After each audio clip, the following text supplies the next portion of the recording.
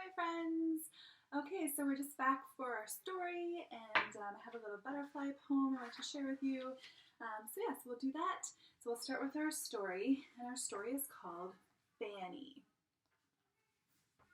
I didn't have a butterfly story here, so I just chose a nice story that we had, and I thought you guys would like this one. It's called Fanny. For her birthday this year, Fanny had her heart set on a Connie doll. She had asked for a Connie for her last birthday and then again for Christmas too. It was the only kind of doll she wanted.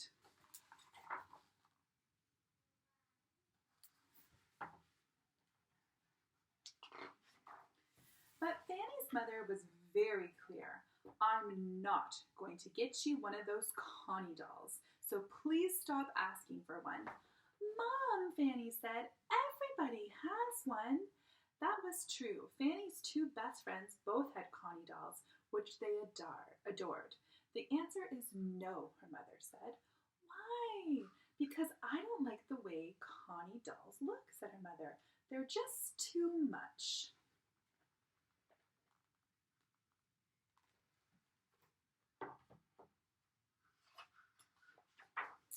Fanny was in such a fluster, she thought she'd pop. Then she had an idea. All right, she said to herself, I'll just make my own Connie. She cut out pieces of a pink pajama top and sewed them into arms and legs and a longish body. She stuffed all the different parts with cotton and sewed them together. She drew a very cheerful face on the head, and for hair she used a bunch of bright yarn.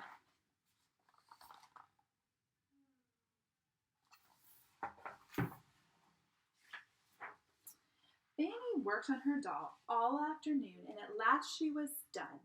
There's my Connie, she said decidedly. The doll just smiled. Fancy reconsidered, looking harder at the doll's face in the mirror. Maybe Connie isn't exactly the best name for you. Then it came to her. How about Annabelle? She said. And Fanny clearly heard a little voice pipe up. The doll seemed to say, I like that name. Call me Annabelle.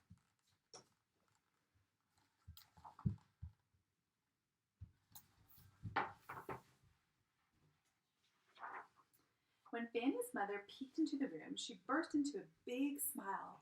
What a beautiful doll! Do you really think so? Fanny asked. She's not funny looking?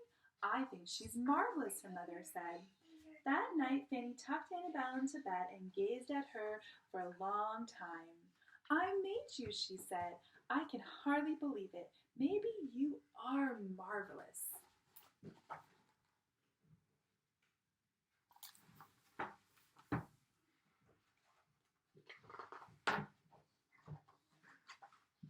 The next day, Fanny invited her two best friends to come over for her birthday, and they both brought along their Connies. Soon they were busy dressing them up and combing their long hair and posing them as gorgeous models and sassy celebrities.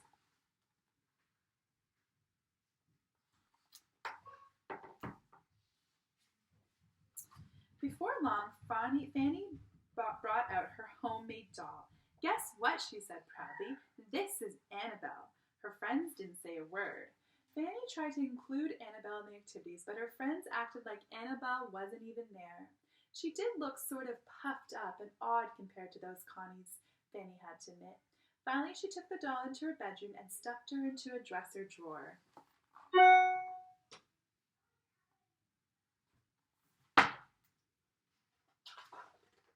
Come on, girls, Fanny's mother called. Time for cake and presents. Fanny's biggest present was a real sewing machine along with a bundle of fabric, a box of assorted buttons, ribbons, and a bright ball of yarn. Thanks, Mom, she smiled, but deep down she didn't feel like ever making anything again. I'm glad I've never got a present like that, Tiffany said, laughing. I can't even sew. I like store-bought gifts anyway, said Coco. It looks more professional.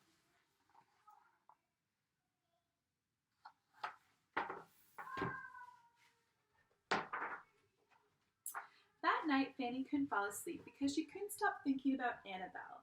Maybe she was afraid of the dark, Fanny thought. Of course that was impossible because she was just a doll after all. Or maybe she was lonely. That seemed impossible too, but what if she was?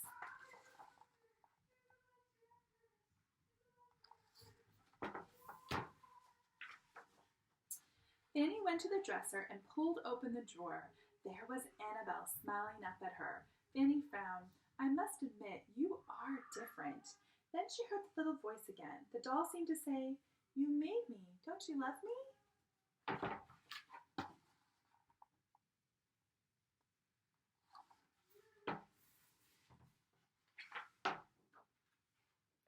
Fanny lifted Annabelle into her arms. Of course I do, she said. She felt herself brighten with a warm glow, and I think you're beautiful.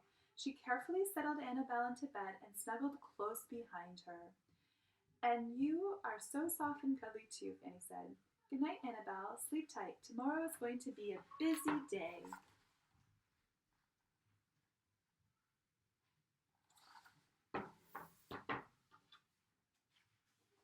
The following morning, Tiffany called to invite Fanny over to her house.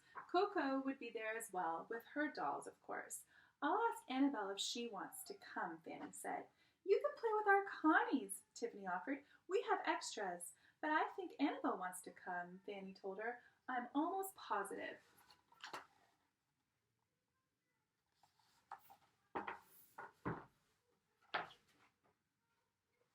At Tiffany's, Fanny thought it was a perfect day to play veterinary hospital, and her friends agreed. The Connie dolls can be nurses, they cried, clapping their hands. And I think I know of a wonderful doctor, said Fanny. All afternoon, Dr. Annabelle performed operations on every stuffed animal Tiffany owned, emergency after emergency, while the glamorous nurses assisted.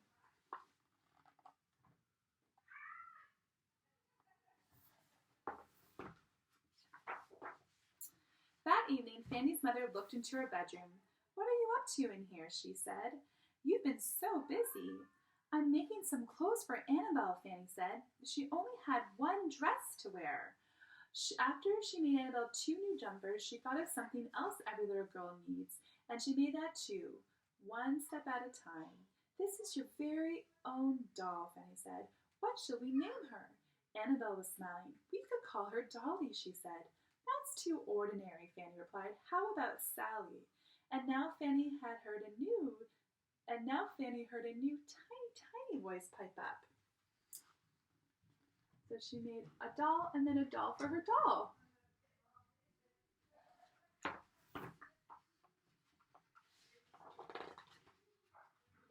I don't think I like that name, said Annabelle's doll. Well, what name would you like? Fanny asked, surprised. Connie, said the new little doll. Call me Connie.